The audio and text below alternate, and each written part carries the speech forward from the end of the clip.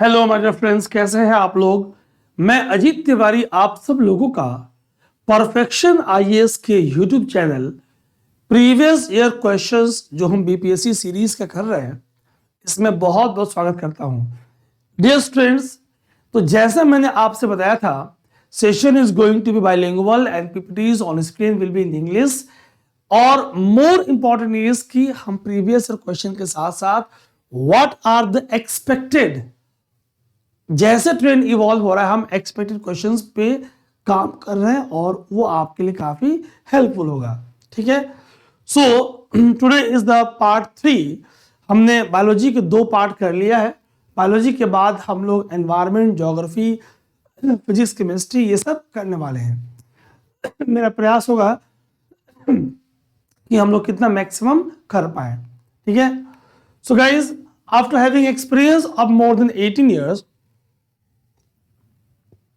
and mentored more than 10 lakh students online offline, I am available on this channel to interact with you guys. आइए जल्दी से start करते हैं। Who discovered DNA? ठीक, DNA की खोज किसने की? डीएनए की खोज किसने की? James Watson and Francis Crick, जो चर्चित वाटसन क्रिक के नाम से हैं। Mendel, Gregor Johann Mendel, Johnson, doctor Hargobind Khorana, none of the above या more than one of the above. जल्दी से आप कमेंट सेगमेंट में इसका आंसर लिखकर बताएं। हरी अप फास्ट। किसकी बात हुई? डीएनए की खोज की बात हो रही है। ठीक है, 2 बातें आपको स्पष्ट रूप से याद करनी है। So dear students, here question is who discovered DNA? That is a different question. Who firstly synthesized DNA in lab condition? दूसरा question. Who gave double helical structure of DNA? That is a different question. Genetic code is a different question. ध्यान सुनेंगे आप। जो ऐसा structure है इसे बोलते हैं डबल हेलिकल स्ट्रक्चर। इस स्ट्रक्चर की खोज की थी, डीएनए की खोज की थी फ्रेडरिक मेसर नामक साइंटिस्ट ने। तो ऑप्शंस में फ्रेडरिक मेसर नहीं था, हमने देखा यहां पर, देखो फ्रेडरिक मेसर नहीं है। So answer will be E, none of the above. ठीक, अब अगर ऐसे स्ट्रक्चर की बात करें, इसे बोलते हैं डबल हेलिकल स्ट्रक्चर। क्या बोलेंगे? Double helical structure. और इसकी खोज वाटसन और क्रिक नामक वैज्ञानिक ने की। ध्यान सुनेंगे आप। इसीलिए वाटसन और क्रिक को नोबेल प्राइज मिला, फिजियोलॉजी का Nobel prize. They got Nobel prize. किसकी बात हो रही है? वाटसन एंड क्रिक की हो रही है। कब? 1953 में। Year is not important. So DNA की खोज फ्रेडरिक मेसर ने की। Watson and Crick gave double helical structure of DNA. So it was given by them. आइए जल्दी से देखते हैं हम। Friedrich Miescher firstly identified and isolated discovered DNA. तो खोज इसने की। ये वाटसन और क्रिक की आपको नाम दिया है। James Watson and Francis Crick ने डबल हेलिकल स्ट्रक्चर डीएनए का दिया। तो वाटसन एंड क्रिक आपको स्क्रीन पे दिख रहे हैं। अब क्वेश्चंस क्या बनेंगे, ध्यान सुनना। एक्सपेक्टेड क्वेश्चंस क्या है? प्यूरिन्स क्या है? पिरिमिडीन्स क्या है? प्यूरिन्स और पिरिमिडीन्स ये हैं नाइट्रोजीनस। क्या है? नाइट्रोजीनस, नाइट्रोजन युक्त बेसिस। ठीक, एडेनिन और गुआनिन एजी प्यूरिन है। क्वेश्चन बनता है निम्न में से कौन डबल रिंग्ड स्ट्रक्चर है? Purine, adenine, guanine, nitrogenous base है, प्यूरिन है, डीएनए और आरएनए दोनों में कॉमन है। पिरिमिडीन्स क्या है? ये भी नाइट्रोजनस बेस है। पिरिमिडीन्स 3 होती हैं, C for cytosine, T for thymine, U for uracil. ध्यान सुनिएगा, साइटोसिन और थाइमिन ये डीएनए के पास है, आरएनए के पास साइटोसिन और यूरासिल है, यानी आरएनए के पास थाइमिन की जगह पे आरएनए इज हैविंग यूरासिल। कई बार सवाल ऐसे बनेगा, निम्न में से कौन आरएनए के पास नहीं है, which of the following is not present in RNA. 4 option दिया, एडेनिन, गुआनिन, साइटोसिन, थाइमिन। तो आरएनए के पास थाइमिन नहीं है, डीएनए के पास थाइमिन है, आरएनए के पास यूरासिल है, URACIL। ये लोग क्या हैं? ये लोग नाइट्रोजनस बेसिस हैं जो डीएनए और आरएनए के निर्माण में योगदान करते हैं, playing important role in formation of DNA and RNA.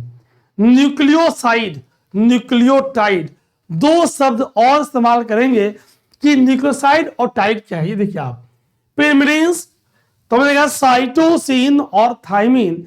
Thymine सिर्फ डीएनए के पास है, आरएनए के पास यूरासिल है।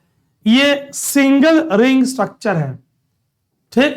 कैसा रिंग है? Single ring. न्यूक्लियोसाइड देखिए आप, अगर बेस के पास डीएनए और आरएनए दोनों के पास 5 कार्बन का पेंटोज शुगर है, 5 कार्बन। अगर कार्बन शुगर में 6 हो जाए हेक्सोज बोलेंगे, 4 हो जाए टेट्रोज बोलेंगे, एरिथ्रोज एग्जाम्पल है, ठीक। So nitrogenous base plus pentose, base plus sugar side. अगर इस बेस प्लस शुगर में अगर हम फॉस्फेट जोड़ दें, टाइट कर दें, फॉस्फेट को टाइट कर दिया, क्या बन गया? न्यूक्लियोटाइड। क्वेश्चन कैसे बनेगा? Nucleotide consist of A nitrogenous base, B sugar, C phosphate, D all of the above. क्या करेंगे? टाइड में ऑल ऑफ द एबव। यही option nucleoside consist of A B C, select the correct code, correct code चुनिए, A and B, A only, B only, none, ऐसे options बनेंगे। हमें याद है purine A G, pyrimidine C T DNA में, C U RNA में, nucleoside base plus sugar, nucleotide base sugar plus phosphate. Hargobind Khorana is credited for discovery of. Khorana साहब भारत के एक बड़े गरीब परिवार में जिनका जन्म हुआ था, हमारे देश के लाल, ठीक। खुराना साहब का योगदान कहां पे है? Discovery of. कल वाली क्लास में पार्ट 2 में हमने replication, transcription, translation, reverse transcription ऐसी बातें की थी। So Hargobind Khorana is credit for discovery of. क्या करेंगे आप? राइट आंसर इज, क्या करेंगे? सिंथेसिस ऑफ प्रोटीन, इसमें इनका योगदान था। आइए देखते हैं योगदान कैसे था। उपलब्ध ऑप्शन में यही है, देखिए आप, डीएनए से आरएनए का बनना, इस आरएनए का साइटोप्लाज्म में आना और फिर इसका फाइनली प्रोटीन का निर्माण करना। जीएस में इतना कॉम्प्लेक्स में नहीं करके बताऊंगा। दैट मीन्स कहीं इस प्रोसेस में योगदान है। Hargobind Khorana made important contribution to this field by building different RNA chains with the help of enzyme. Using these enzymes he was able to produce proteins. Amino acid sequence of these proteins then solve the rest of the puzzle. आखिर इन्होंने RNA chains के बारे में बताया, ठीक, कैसे वो फिर ट्रांसलेशन से प्रोटीन का निर्माण कर रही है। इसीलिए नोबेल प्राइज इनको दिया गया फिजियोलॉजी और मेडिसिन 1968 का। नोबेल प्राइज इन फिजियोलॉजी और medicine of 1968 was given by jointly, सामूहिक रूप से, Robert Holley, Hargobind Khorana and Nirenberg. सिर्फ सरनेम याद रखिए, हॉली, खुराना एंड नीरेनबर्ग को कंबाइनली। क्यों भाई, ये बहुत इंपॉर्टेंट शब्द है, जेनेटिक कोड। यहां पे इस ऑप्शन के बजाय जेनेटिक कोड का जो शब्द था वो ज्यादा सटीक था। मैंने आपसे कहा था कि कई बार आपको exact to the point options मिल जाते हैं, कई बार नहीं मिलते हैं, कई बार 2 ऑप्शन सही होते हैं, कई बार एक भी नहीं होते। तो कम गलत कौन है आप वो सेलेक्ट करते हो, वो देख लोगे आप कि कैसे आपके पास विकल्प है। ठीक। And function of DNA in protein synthesis, कैसे डीएनए से फाइनली आरएनए बना और कैसे आरएनए से फाइनली प्रोटीन बना, मतलब ट्रांसक्रिप्शन और ट्रांसलेशन। इसमें जेनेटिक कोड का क्या रोल है। बेस सीक्वेंस अगर चेंज हुई तो अमीनो एसिड बदल गया, और अमीनो एसिड, कई सारी अमीनो एसिड आपस में जुड़ के बनाती है पॉलीपेप्टाइड प्रोटीन। एक अमीनो एसिड दूसरे अमीनो एसिड से जिस बॉन्ड से जुड़ता है उसे बोलते हैं पेप्टाइड बॉन्ड। क्या, कौन सा बॉन्ड? Peptide bond. इसमें क्या होगा, अमीनो एसिड 1 अमीनो एसिड 2 से जुड़ जाएगा, दिस बॉन्ड इज पेप्टाइड। ठीक है, एक अमीनो एसिड दूसरे से कौन से बॉन्ड से जुड़ रहा है? Peptide bond. प्रोटीन में कौन सा बॉन्ड है? बहुत सारे पेप्टाइड, पॉलीपेप्टाइड पेप्टाइड बॉन्ड, याद रखिएगा। ये देखिए आपको हॉली, खुराना और नीरेनबर्ग दिख रहे हैं, जिनको जॉइंटली इनके कार्य जेनेटिक कोड के लिए नोबेल प्राइज ऑफ फिजियोलॉजी और मेडिसिन, फिजियोलॉजी मींस कार्य की। ठीक, अभी रिकैप करेंगे। प्यूरिन्स हमने देख लिया, ए जी, पिरिमिडीन देख लिया, CT/U। आरएनए के पास कौन सा है? कमेंट में लिखकर बताएंगे आरएनए के पास इन तीनों में कौन सा है। तो आपको पता है C और U है। डीएनए और आरएनए दोनों के पास क्या क्या है? शुगर। कैसा शुगर? 5 कार्बन का पेंटोज, ध्यान सुनिएगा। ठीक, दोनों के पास नाइट्रोजिनस बेस। क्या है भाई? नाइट्रोजिनस बेस है। पूरा याद करा दूंगा, देखना आप। ये नाइट्रोजिनस बेस को हमने ब्रॉडली प्यूरिन और पिरिमिडीन में बांटा है। दोनों के पास फॉस्फेट है। अंतर कहां कहां? बेस में अंतर, पेंटोज शुगर में अंतर। अगर डीएनए के पास शुगर डीऑक्सीराइबोज है तो आरएनए के पास शुगर इज राइबोज। तो आरएनए के पास शुगर इज राइबोज, RIBOSE, और डीएनए के पास डीऑक्सीराइबोज, डीऑक्सीराइबोज। ये आपको ध्यान से समझना है गाइस, बिल्कुल परेशान नहीं होंगे। एक एक चीज देखिए, सुपरफिशियली मैं मूव करूंगा ऊपर ऊपर, तो अभी आप रिलैक्स रहेंगे, आपको लगेगा बिल्कुल आसान हो रहा है। लेकिन अभी की हार्ड वर्क एग्जाम में आपको रिलैक्स करेगी, है ना। कई बार आपको घबराहट होगी, कई बार आप प्रिपरेशन के दौरान बाधाएं आएंगी, फूडिंग की प्रॉब्लम, लॉजिंग की प्रॉब्लम, रहने की प्रॉब्लम, खाने की प्रॉब्लम, पैसे की प्रॉब्लम, कई तरह का स्ट्रेस लाइफ में होगा और आपको लगेगा जीवन का सारा कष्ट आप ही को है। मैं भी, जब अगर हम इंसान हैं, हम लिविंग हैं, तो स्ट्रेस होगा। प्लांट को भी स्ट्रेस है, न्यूट्रिएंट का, वाटर का, फ्लड का, ड्राउट का, सबको स्ट्रेस है। तो जब कभी आप स्ट्रेस में आए, मैं आपको एक लाइन बोल रहा हूं, ध्यान से सुनना। Guys listen very carefully. जब भी आप स्ट्रेस में आए, इन लाइन को रिकॉल करेंगे। मेरी बड़ी फेवरेट लाइंस हैं। वह पथ क्या, वह पथ क्या, पथिक क्या, वह पथ क्या, पथिक क्या, पथिक की धैर्य परीक्षा क्या, जिस पथ में विक्रय शूल न हो, कांटे न हो, वह नाविक क्या, नाविक की कुशलता क्या, यदि धाराएं प्रतिकूल न हो। भाई नदी के धारा के साथ तो आप आसानी से बह जाओगे, इसमें किस बात की कुशलता, कुशलता तो तब है जब धाराओं के विपरीत आप चीरते हो आगे बढ़ रहे हो। तो आपको खुद को समेटना है, अपना बेस्ट देना है, आपके हाथ में पढ़ाई करना है, पढ़ाई करेंगे और यकीन करेंगे दुनिया का सबसे आसान काम पढ़ना है, खुद ही पढ़ना है, खुद ही समझना है कि नहीं? तो ये आप यकीन करेंगे।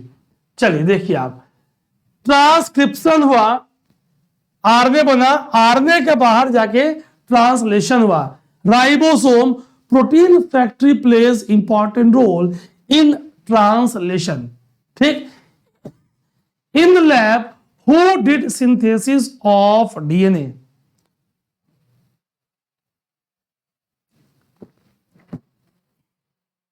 देखिए जल्दी,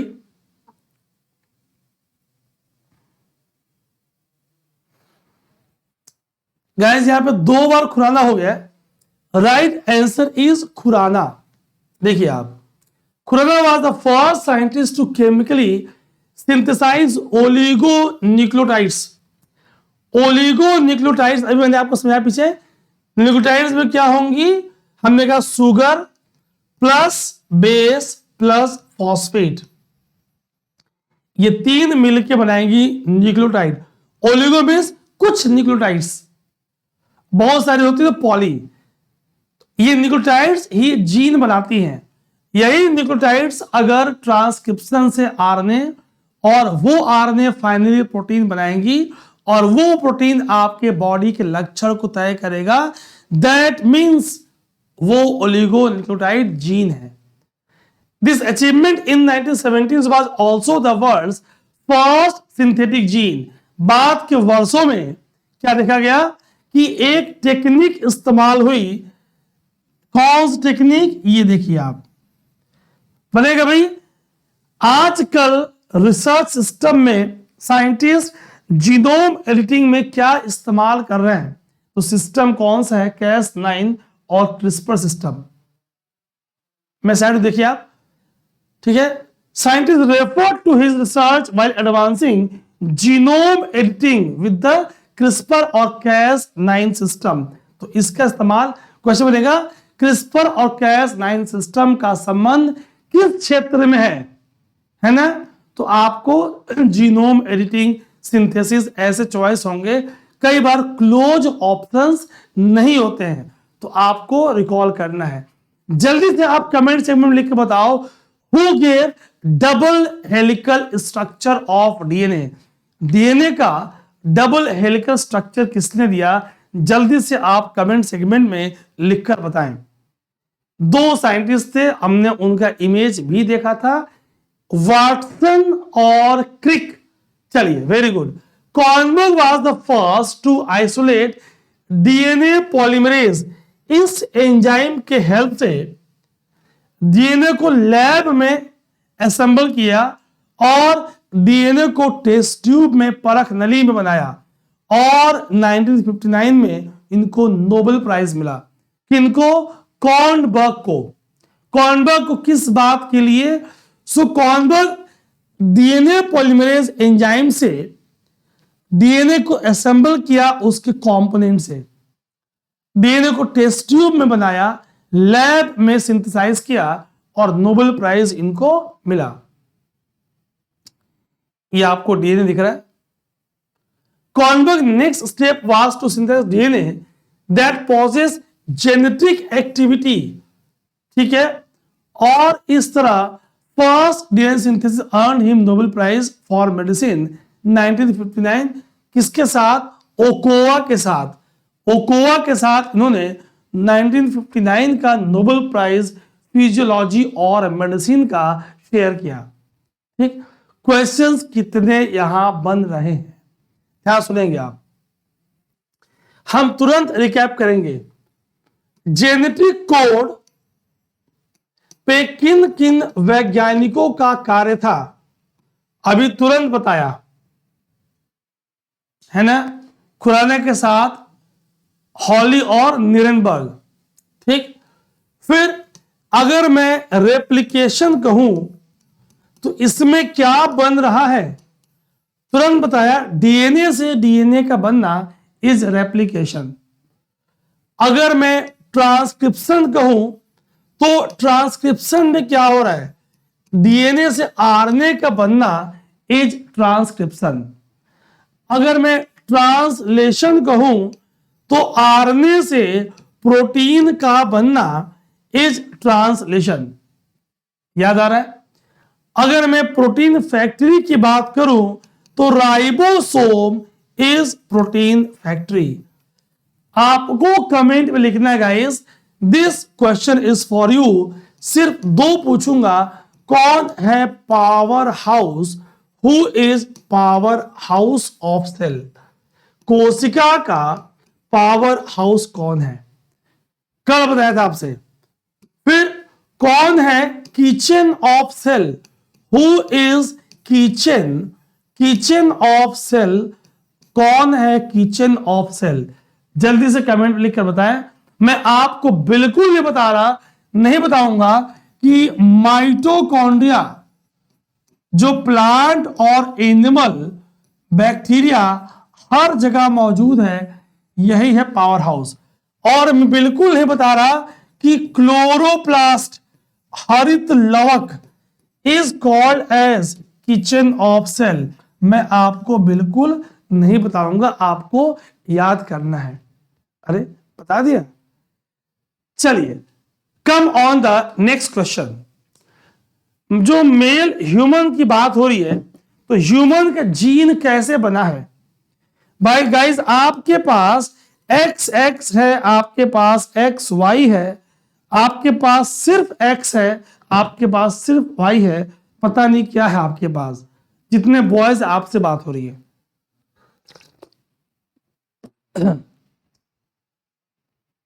जब मैं गाइस पढ़ाता हूं पिछले 18 सालों से, मैं भूल जाता हूं कि माइक लगा है, मुझे चिल्लाने की जरूरत नहीं है। ठीक, सो अगर मैं मेल की बात करूं तो मेल के पास XY, फीमेल का सिंबल ये है, महिलाओं के पास, फीमेल के पास XX, और मेल का सिंबल ये है, पुरुषों के पास XY। आइए आपसे देखें और यहां सवाल क्या बन सकते हैं। X chromosome is one of the 2 sex determining chromosome, allosome, in many animal species including mammals, स्तनधारियों को लेकर, और मेल फीमेल दोनों में ये मिलेगा। फीमेल के पास 2 X क्रोमोसोम है, मेल के पास 1 X और 1 Y क्रोमोसोम है। ध्यान सुनेंगे शब्द कैसे कैसे बन रहे हैं, ये देखिए आप, 1 मिनट बहुत ध्यान समझेंगे। ये देखिए आप, अगर मेल की बात करें, पुरुषों की बात करें, तो मेल बनाएगा 2 तरह का स्पर्म, शुक्राणु।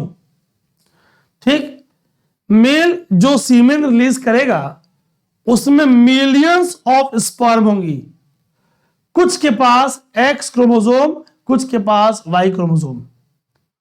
ठीक, एक पुरुष एक बार में मिलियन ऑफ स्पर्म रिलीज करता है, महिला अपने पूरे जीवन में 400 से कम, लेस देन 400 ओवा एग रिलीज करती है। बहुत ध्यान सुनना। ठीक, मेल्स आर हेटेरोगैमेटिक, चूंकि मेल 2 तरह के स्पर्म बना रहा है, हेटेरो मतलब डिफरेंट, हेटेरोगैमेटिक, इसकी मीनिंग ये हुई कि मेल के स्पर्म में या तो X क्रोमोसोम या तो Y chromosome. Females are homogametic, female सिर्फ और सिर्फ एक प्रकार की एग ओवम बनाएंगी जिसमें सिर्फ X क्रोमोसोम होगा। क्लियर है?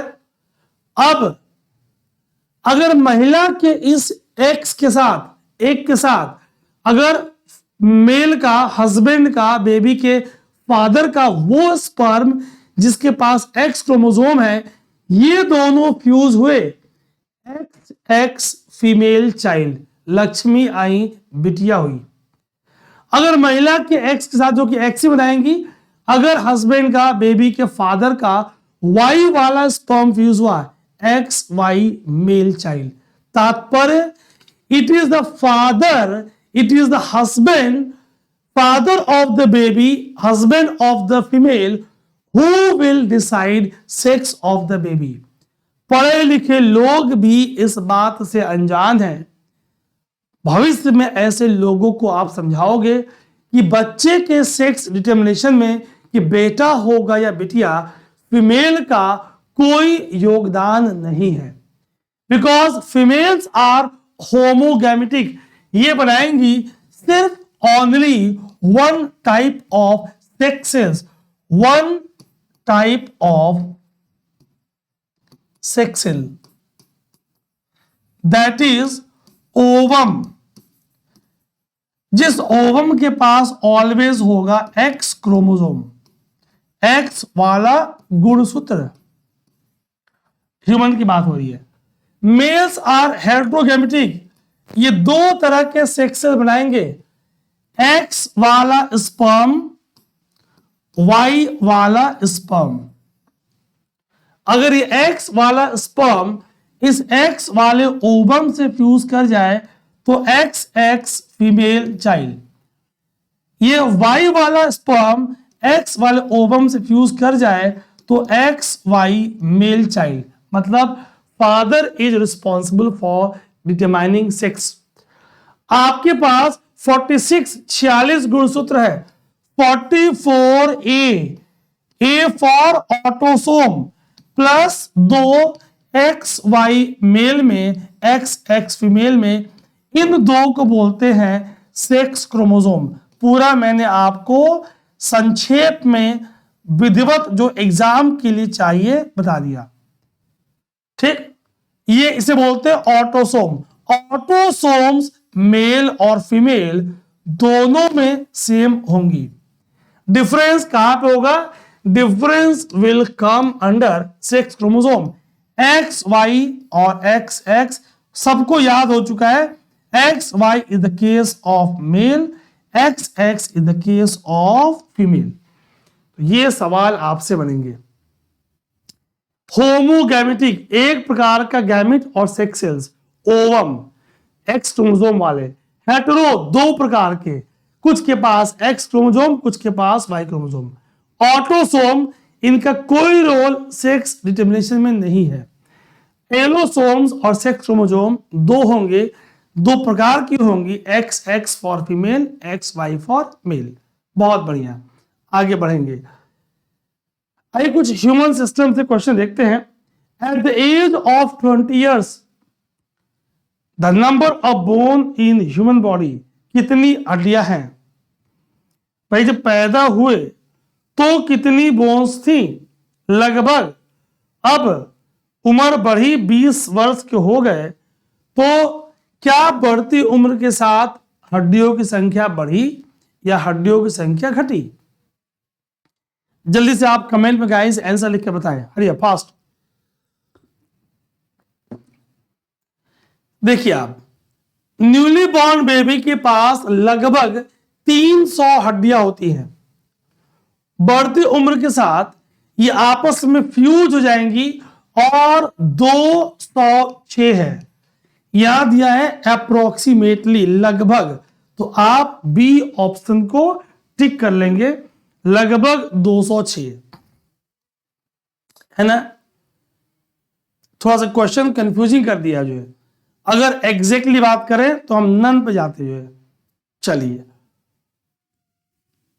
ये देखिए आप, बच्चे के पास 300 हड्डियां हैं और एडल्ट के पास 206 है। क्लियर है? क्योंकि कुछ बोन्स आप बढ़ती उम्र के साथ आपस में फ्यूज कर जा रही है।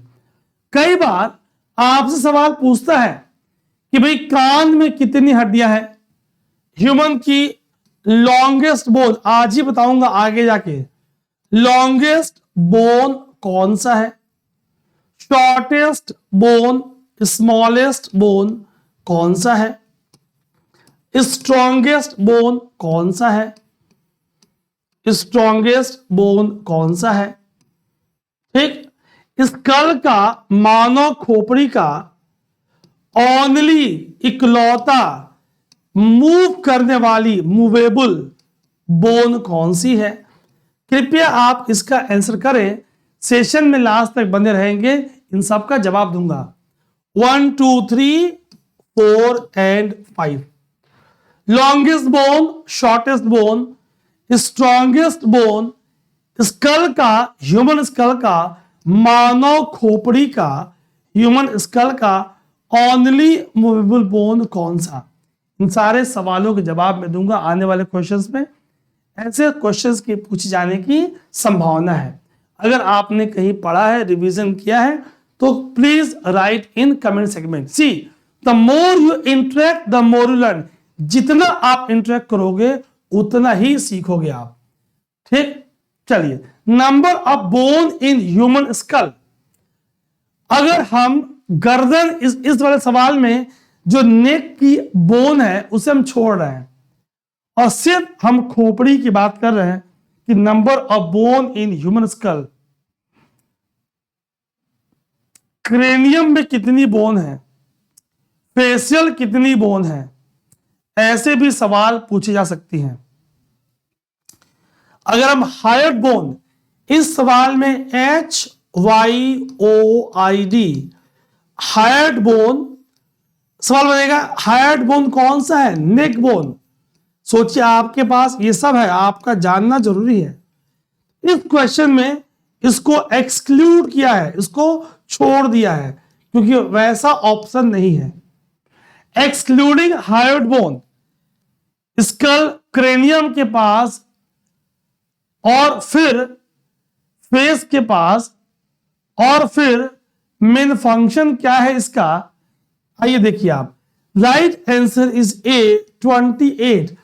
हायर्ड बोन को जोड़ दें +1 बराबर 29। कई पुस्तकों में आपको 29 मिलेगा, मतलब उन्होंने नेक बोन को भी उसमें ऐड कर दिया, पीछे वाला नेक बोन, हायर्ड बोन को भी ऐड कर दिया है। ऐसा ऑप्शन यहां नहीं था, अतः इस क्वेश्चन में कोई कंफ्यूजन नहीं है। Skull, also known as cranium, consists of 22 bones which can be subdivided into 8 cranial bones and 14 facial bones. सवाल पूछता है एक्सपेक्टेड कि चेहरे में कुल कितनी फेशियल बोन है? 14। याद रखेंगे आप। ठीक, क्रेनियल बोन कितनी? 8। 14 8 22। कान में कितनी? 6। 22 6 28। और नेक बोन 1 29। अब डिपेंड कर रहा है क्या पूछ रहा है वो। The main function of the bone of school क्या है? कि भाई प्रोटेक्ट करे स्ट्रक्चर को, आपके मेनिंजेस को, आपके ब्रेन को, अंदर के स्ट्रक्चर को प्रोटेक्ट करे, है ना? जैसे आप हेलमेट पहनते हो बाइक चलाते वक्त, कुछ वैसे ही। तो न्यूरोक्रेनियम एंड फेशियल हो चुकी है बात। 8 बोन, 14 आपके फेशियल में बात हो चुकी है। आप 6 इन द मिडिल एयर जो आपको सुनने में हेल्प करती है। ठीक, कुछ नाम देखेंगे आप जो आगे जाके आपके एक्सपेक्टेड क्वेश्चन होंगे। नाम देके पूछेंगे ये हड्डी कहां पे है, ये बोन बॉडी के किस पार्ट में है, वो आप समझेंगे। देखिए आप, सारे नहीं बताऊंगा, इंपॉर्टेंट नहीं है, जो इंपॉर्टेंट है वही बता रहा हूं। ये देखिए आप, मैक्सिला, मैक्सिका ऊपर का, मैंडिबल लोअर जॉ निचला जबड़ा, यही आपके स्कल का इकलौता हिलने वाली हड्डी। Only movable bone is mandible. पूछेंगे बॉडी का ओनली मूवेबल बोन कौन? मैंडिबल। ठीक, अब देखिए ध्यान से, femur, thigh bone, one of the strongest bone, याद रहेगा आपको। फिबुला, आपके लोअर लेग का। टीबिया, पूछेगा टीबिया बॉडी में कहां है? Tibia fibula. ठीक। Femur, tibia, fibula, upper thigh bone, फिर नीचे ये आपको दिख रहा है मोटा वाला टीबिया, पतला वाला फिबुला। ये कहां के बोन है? आपके लेग के बोन है। मैक्सिला, जबड़ा, ऊपरी जबड़ा, नहीं हिला इज मैक्सिला, जो हिला इज मैंडिबल, लोअर जॉ जबड़ा, only movable bone of skull. कुल फेशियल में 14 बोन है, ठीक। 29 bone in skull including hyoid bone of neck. जल्दी से रिवाइज करा के आगे बढ़ू। 3 bone in each of the ears, कान में। Stirrup is the smallest bone, छोटी वाली ईयर बोन है, कई बार ऑप्शन में ईयर बोन होगा।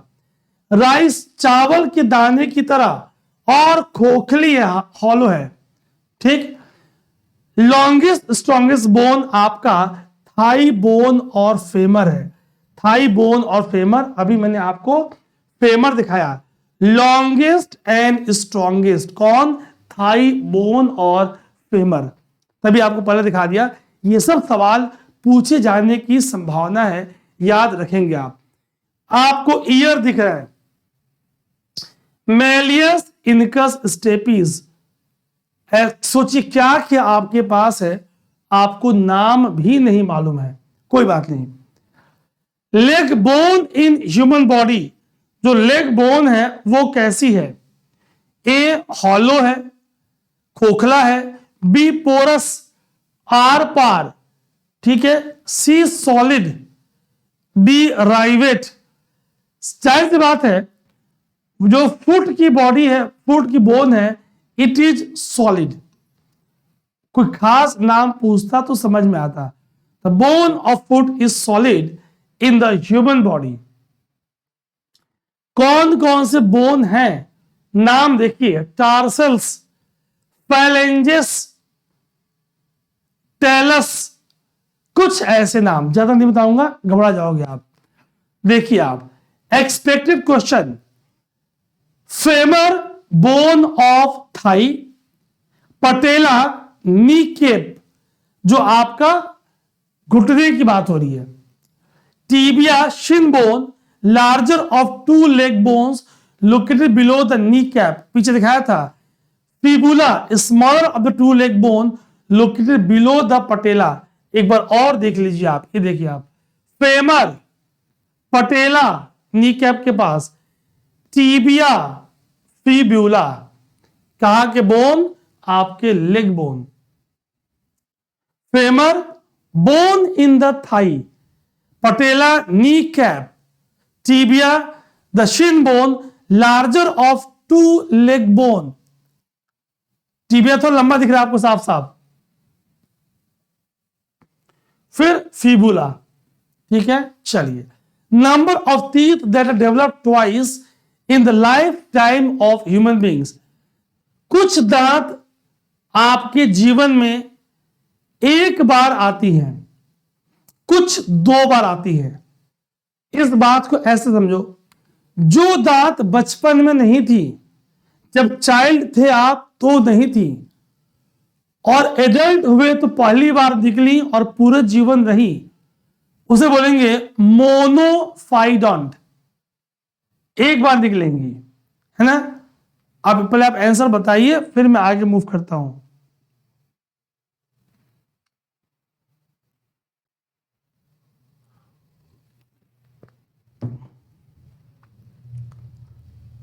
देखिए आप, राइट आंसर इज सी 20। 20 दांत आपकी 2 बार निकलती है। आपके पास 4 तरह के दांत हैं, I, C, P, M. I for incisor, अभी दिखा दूंगा जो है। C for canine, P for premolar, M for molar, ठीक। आई आपके पास कुल 8 है, 8 है, ऊपरी और निचली जबड़े को मिला के। केनाइन 4 है, 8 4 12। फिर ये 8 है प्री मोलर, 12 8 20, यही 2 बार निकलती है। मोलर जो हर जबड़े में, अगर ये आपका ऊपरी जबड़ा है और अगर ये निचला जबड़ा है, this is upper jaw. Upper jaw is called as maxilla, lower jaw is called as mandible.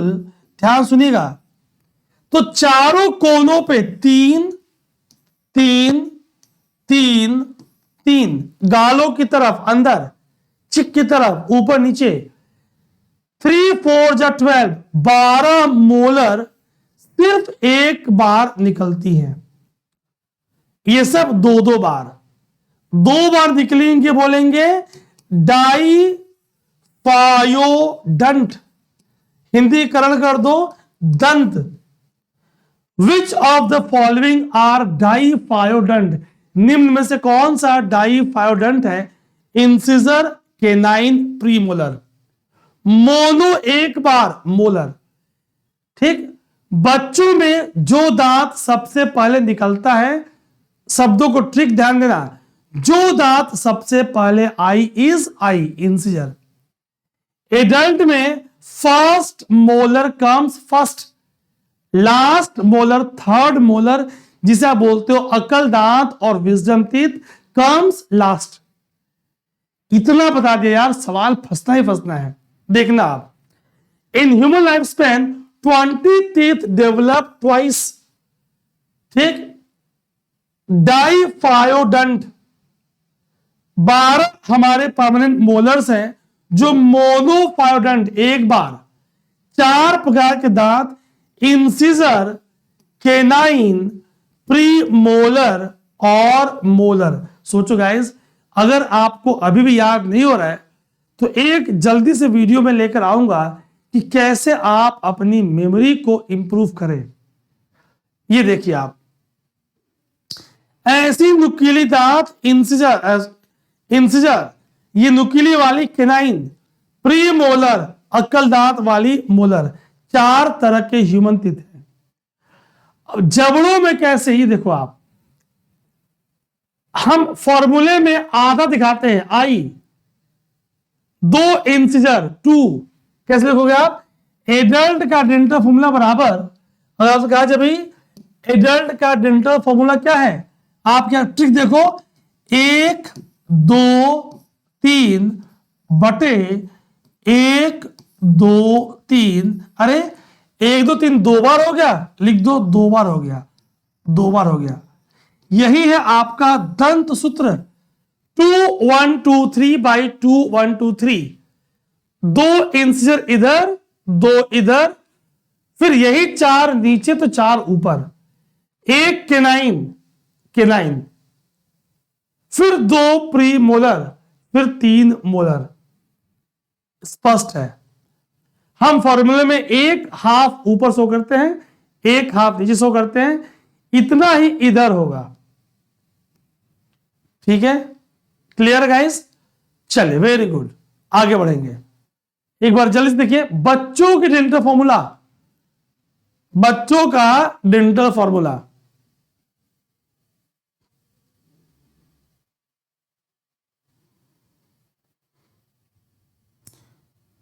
आगे बढ़े तो फीचर्स ऑफ ह्यूमन टीथ, और क्या क्या सवाल यहां से बन सकते हैं। क्राउन क्या है?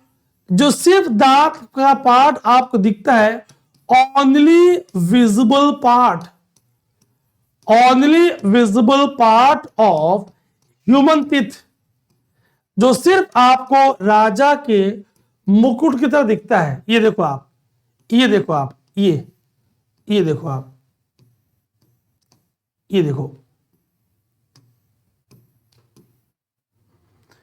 फर्स्ट इज रूट, फिर second is neck, and third is crown. आपको ये जो नेक है, ये मसूड़ों से ढका है, गम से, गम्स और जिंजिवा, गम्स और जिंजिवा से ढका है। रूट सॉकेट में है, सॉकेट ऑफ जॉ बोन, तभी आप इसे बोलते हो कि दांत हमारा कैसा है, थीकोडंट है। ठीक। Crown is the only visible part of human teeth, यही आपको दांत का इकलौता भाग दिखता है, क्राउन। जो बाहर चमकता व्हाइट व्हाइट वो आउटर इनेमल है। ध्यान सुनना, ये इनेमल बॉडी का हार्डेस्ट सब्सटेंस है, hardest outer white is E, hardest substance of human body. Enamel आपके हड्डियों से भी हार्ड, इवन मोर हार्डर। अंदर जो प्रोटीन है, दांत के शब्दों को तोड़ दिया, डेंट इन, डेंटाइन, ये इन में प्रोटीन है। अंदर पल्प कैविटी है, इसमें सेंसेशंस, आप ये आपको फाइबर्स दिख रही है, नर्व फाइबर्स। ठीक। Crown is the features of human teeth. क्या क्या फीचर्स ह्यूमन टीथ के हैं? ये अलग अलग प्रकार के हैं, हेटेरोडंट, 4 प्रकार के, 2 बार निकलते हैं एडल्ट में, डाइफायोडंट, बचपन के दूध के दांत टूट गए फिर निकले।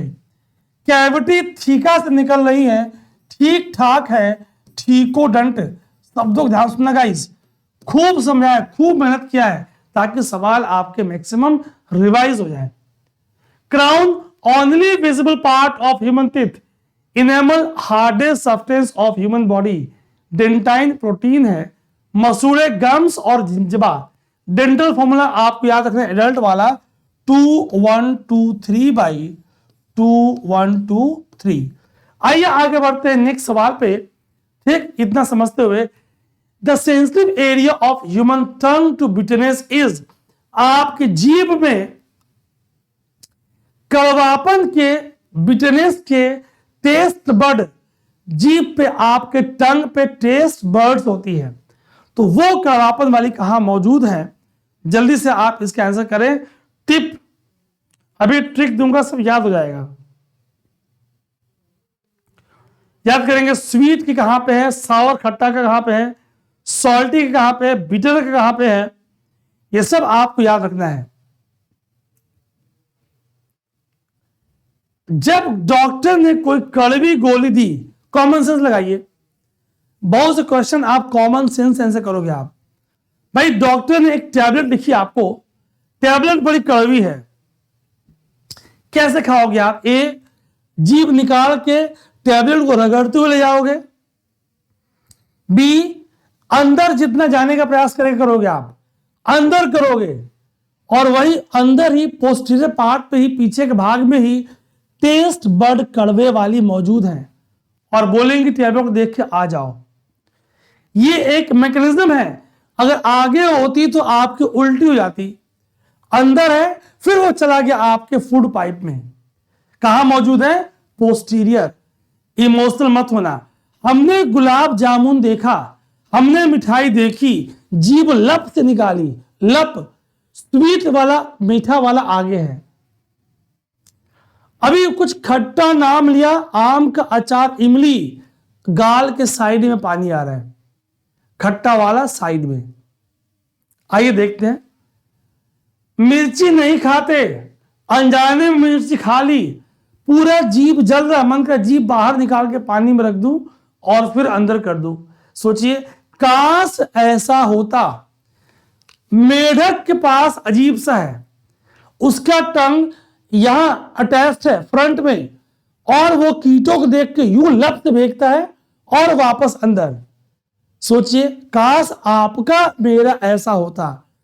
सोच के हंसी आ रही है। ऐसे ही चीजें याद होंगी बिना किसी एफर्ट के। जीवन विज्ञान में, लाइफ साइंस में रस है, आइए रसारोहण करते हैं।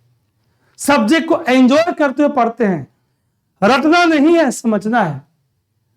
स्कूल डेज में टीचरों ने, कोचिंग में टीचरों ने बता दिया, बायोलॉजी रटो, बिना समझे याद नहीं होगा। अजीब अजीब नाम, जो अजीब अजीब चीज लेकर घूम रहे हो आप, पटेला है ना, अभी देखा आपने, फेमर, टीबिया है ना, incisor, canine, duodenum, jejunum, ileum, liver, kidney, pancreas. तो जानो तो इनके कार्य क्या है। Sweet, sour, salty, bitter and savoury sense by all parts of human tongue. Side of tongues are more sensitive और पोस्टीरियर बैक साइड में कवा वाली टेस्ट बड यहां पे मौजूद है। यह डायग्राम आपको खूब हेल्प करेगा। मैंने कहा गुलाब जामुन देख के आपने जीभ लप से निकाली ताकि याद हो जाए, दिमाग में बैठ जाए कि मीठा वाला टेस्ट बड यहां पे है। मैंने कहा इमली आम का अचार गले गाल में साइड में आ रहा है, खट्टापन वाला लेटरल साइड में है। सॉल्टी बाहर बाहर, मिर्ची खाई पूरा जल रहा है, जीभ बाहर निकाल दूं, कड़वापन वाला पीछे है ना।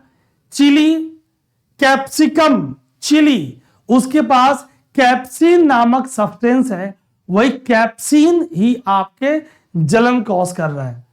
याद हो गया। तो एक्सपेक्टेड क्वेश्चन फ्रेनुलम, अगर आप जीभ को यू उठाओगे, ऐसे उठाओगे, एक पतली सी मेम्ब्रेन से जीभ आपकी अटैच्ड है। भाई किसी ने किसी को धमकाया, जमान खींच के बाहर निकाल दूंगा। अरे कैसे खींचोगे, फ्रेनुलम से अटैच्ड है। क्या फ्रेनुलम?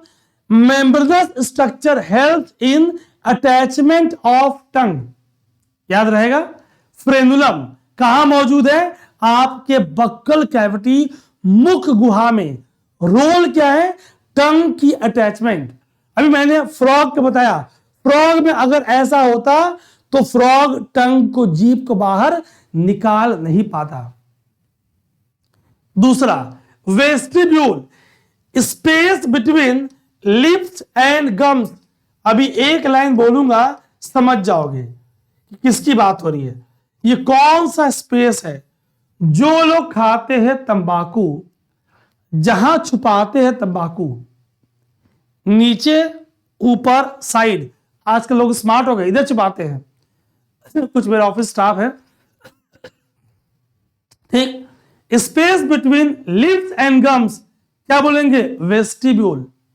बिटरनेस के टेस्ट बड कहां थे? टंग में। ये झमाझम बना टंग, यहां पे था स्वीट वाला, यहां पे था सार वाला, खट्टा वाला, और यहां पे था बिटर वाला।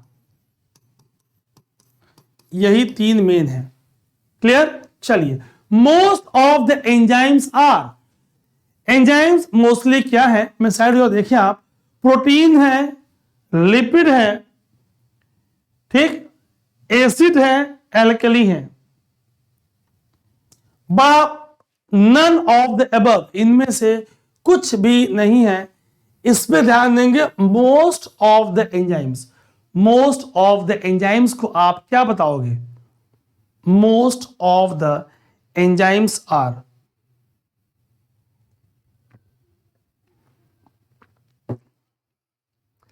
Guys answer is a protein. बड़ा पॉपुलर स्टेटमेंट है, ऑल एंजाइम्स आर प्रोटीन्स। सारे एंजाइम्स क्या है? Proteins. But school days NCERT पढ़ा होगा, all proteins are not enzymes. All proteins are not enzymes. All enzymes are proteins, but all proteins are not enzyme except, बहुत important, ribozyme. Ribozyme एक ऐसा enzyme है जो ribonucleic acid RNA का बना है। बहुत इंपॉर्टेंट। इसकी खोज के लिए नोबेल प्राइज थॉमस चेक को दिया गया। ठीक।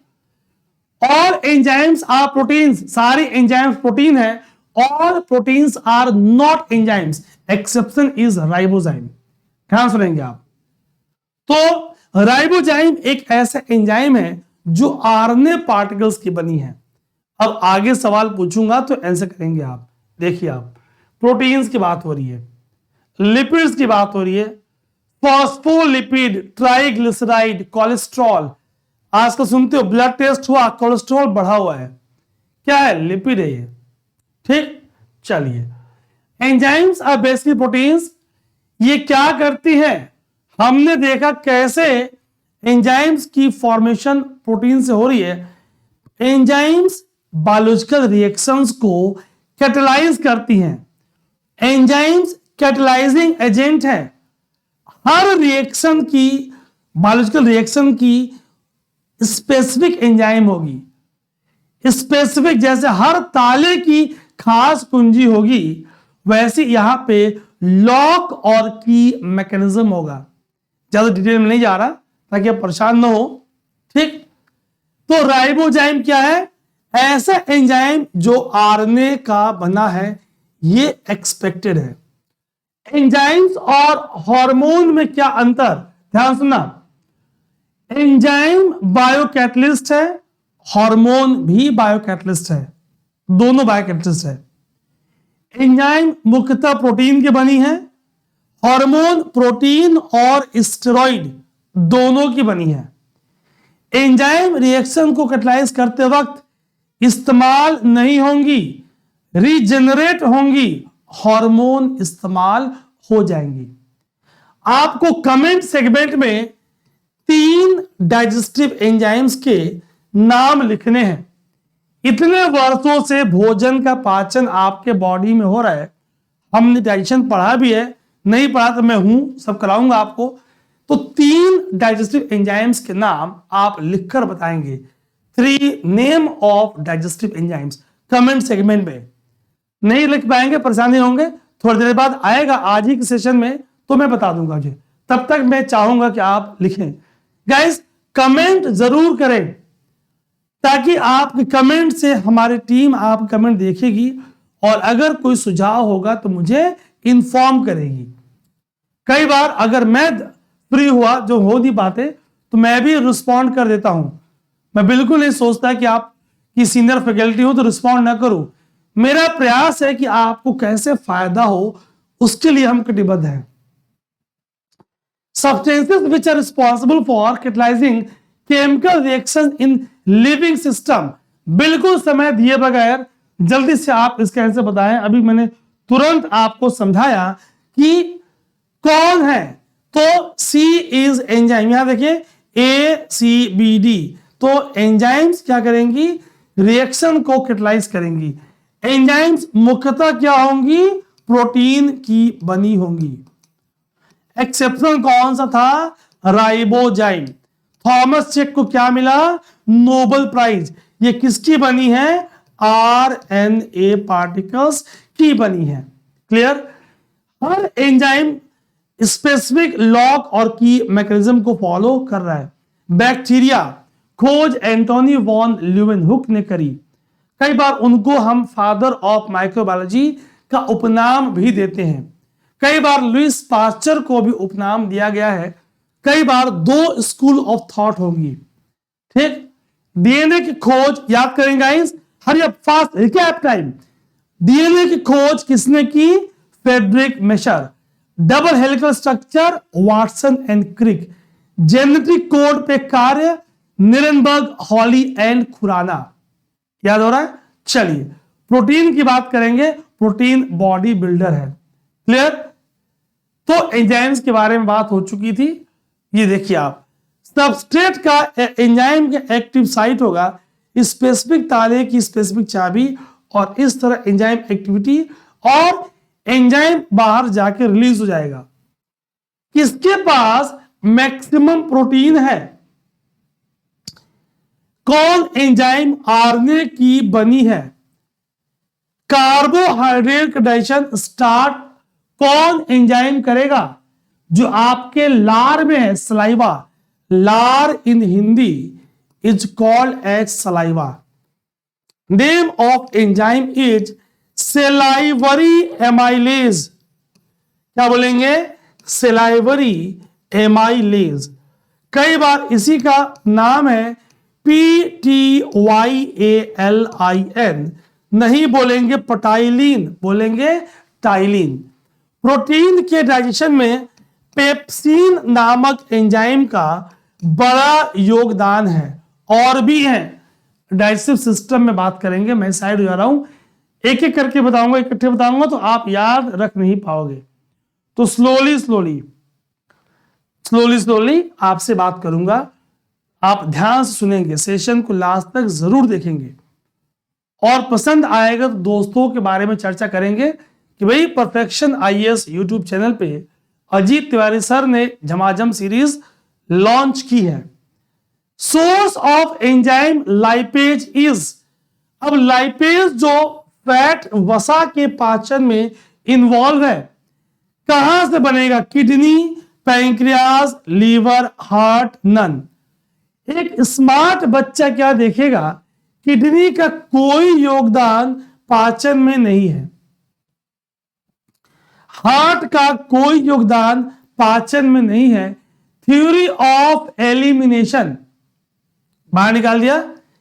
लीवर और पैंक्रियास दो ऑप्शन बने। लीवर कोई पाचन की एंजाइम नहीं बनाती, ध्यान सुनना, लीवर बनाती है बाइल जूस, पित्त रस। ये बाइल जूस के पास मौजूद है बाइल सॉल्ट, और ये बाइल सॉल्ट कराता है इमल्सिफिकेशन। अभी समझा दूंगा, बिल्कुल परेशान मत होना, क्योंकि मेरा प्रयास आपकी परफॉर्मेंस बढ़ाने में है। मतलब लीवर बनाएगा बाइल, पित्त रस, बाइल जूस, उस पित्त रस के पास बाइल के सॉल्ट है।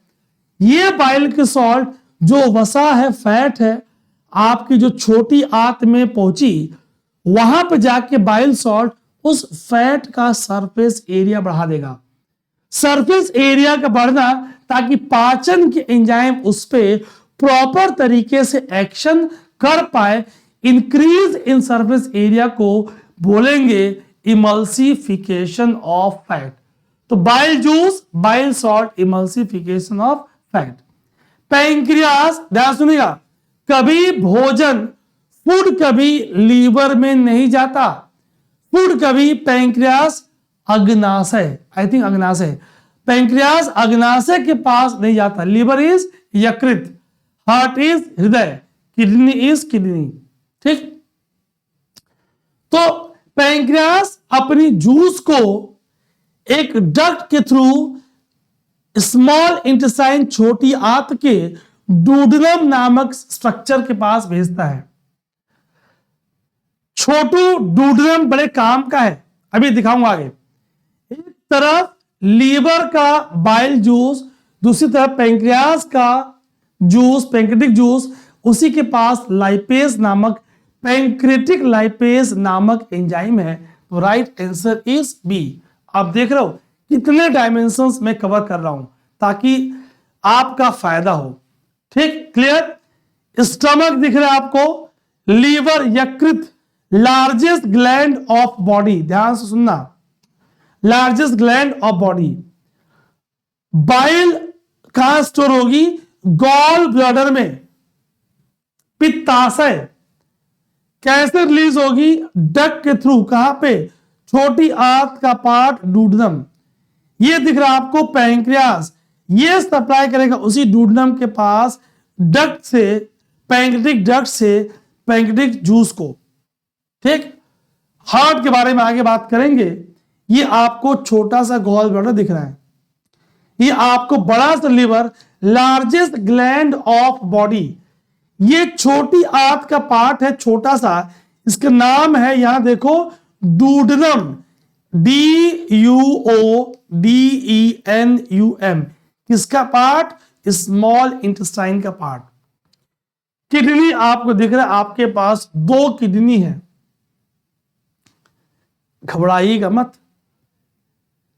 ठीक, आजकल रिजेक्शन प्रोसेस है, तो एफिशिएंसी के साथ, एक्यूरेसी के साथ आगे बढ़ेंगे और परफॉर्मेंस करते रहेंगे। Enzyme lipase is produced in pancreas, main यहां पे दिख रहा है आपको, पैंक्रिएटिक एंड स्टमक। क्या करेगा? फैट हाइड्रोलाइजिंग एंजाइम फंक्शन क्या करेगा? डाइजेस्ट करना, पाचन करना वसा का, फैट का, लिपिड का, help to maintain correct gall bladder function, gall bladder को सहयोग कर रहा है। छोटी आंत में पैंक्रेटिक जूस सप्लाई हो रहा है।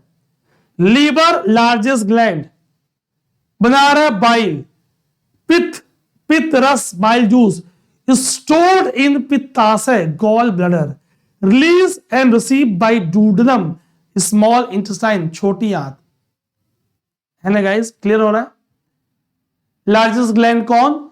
लीवर के पास पावर ऑफ रिजेनरेशन है। अगर लीवर 20, 30, 40% निकल भी जाए तो वो रिग्रो करता है। Largest gland of body. ठीक।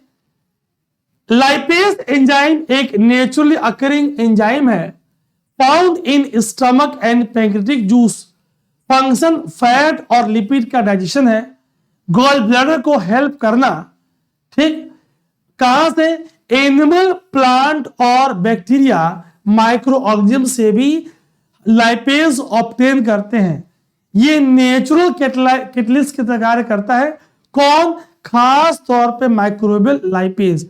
भाई अगर किसी की पाचन ठीक नहीं हो रही है तो जो टैबलेट खाते हो आप, जो दवाइयां बनती हैं, वो इन्हीं माइक्रोबियल लाइपेज से बन रही है ना? इसका माइक्रोबायोलॉजी में क्या योगदान है? इंडस्ट्री के application, they are found enormous application in industries of fat and oil processing, oleochemical industry, food industry, detergents में, पल्प और पेपर में, ठीक, एनवायरमेंट मैनेजमेंट में, टी प्रोसेसिंग में, कॉस्मेटिक्स में, परफ्यूम्स में, हर जगह आप लाइपेजेस का इंडस्ट्री में, उद्योगों में इस्तेमाल कर रहे हो। ये कहां से ऑब्टेन हुई? ये माइक्रो ऑर्गेनिज्म, सूक्ष्म जीवों, बैक्टीरियाओं से ऑब्टेन्ड हुई। Energy is stored in liver and muscles in the form of, जल्दी से देख के बताएंगे आप कि भाई प्लांट और एनिमल दोनों में एनर्जी के स्टोरेज का अलग अलग स्थान है। ठीक है।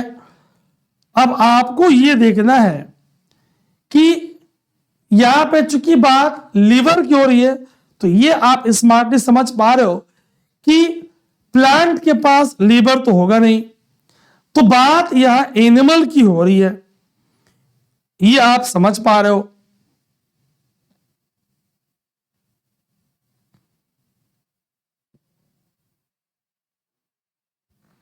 देखिए आप, सो एनर्जी ग्लाइकोजन के फॉर्म में स्टोर्ड होगी एनिमल में, प्लांट में स्टार्च के फॉर्म में एनर्जी स्टोर्ड होती है, stored in plant in the form of starch.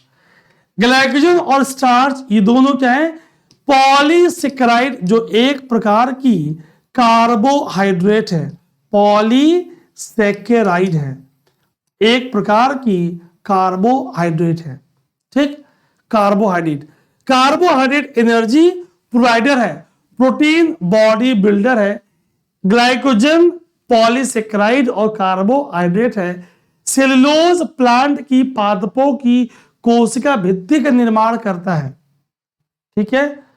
Glycogen is main storage form of glucose. ठीक, इंसानों में लीवर, यकृत और मांसपेशियों में जब आपको जरूरत महसूस होगी तो यही ब्रेकडाउन होगा और ग्लाइकोजन टूट के ग्लूकोज का निर्माण करेगा और आपकी एनर्जी की डिमांड पूरी हो जाएगी। ठीक, स्टार्च प्लांट का रिजर्व फूड। क्या है भाई? रिजर्व फूड किसका? वनस्पतियों का, प्लांट का। अभी बताया था। ग्लाइकोजन, आप जल्दी से कमेंट लिख के बताइए, स्टोर्ड इन, कहां पे स्टोर्ड होगा? तुरंत अभी बताया। प्रोटीन क्या उपनाम है? Body builder, body builder. Fat preferred energy source नहीं है लेकिन यह भी देता है एनर्जी। इसके पास ऑक्सीजन की कमी है ऑक्सीजन डेफिशिएंट है। Carbohydrate main energy provider, main energy provider, क्योंकि इसके पास ऑक्सीजन है, क्विकली ऑक्सीडाइज होकर एनर्जी देगा। ये की पॉइंट्स ही आपके एग्जाम में स्ट्रेट क्वेश्चंस बनेंगे, आप इनको ध्यान से सुनते रहेंगे। क्लियर है गाइस? आगे बढ़े। Come on the next question. Chemical name of vitamin C. Ascorbic acid, thiamine और थियामीन, सिट्रिक एसिड और tartaric acid.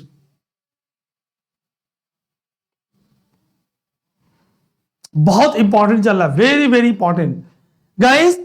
Ascorbic acid, ascorbic acid vitamin C है। सिट्रिक एसिड विटामिन सी का मुख्य स्रोत है। ठीक है, आइए जरा और इसके बारे में समझते हैं।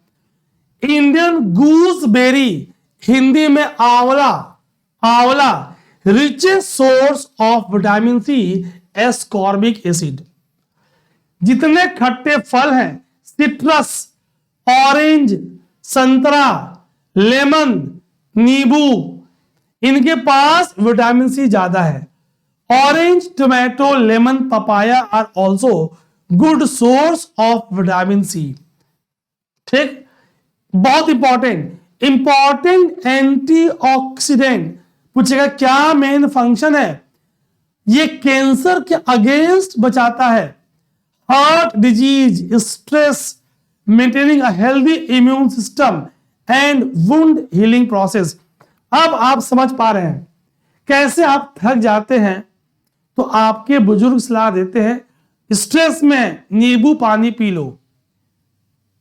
ठीक, कमजोरी फील हो रही है, नींबू पानी पी लो। Vitamin C antioxidants stress management के लिए आपको दिया जा रहा है। जितनी चीजें आप घर में हो रही है सब कुछ साइंटिफिक है।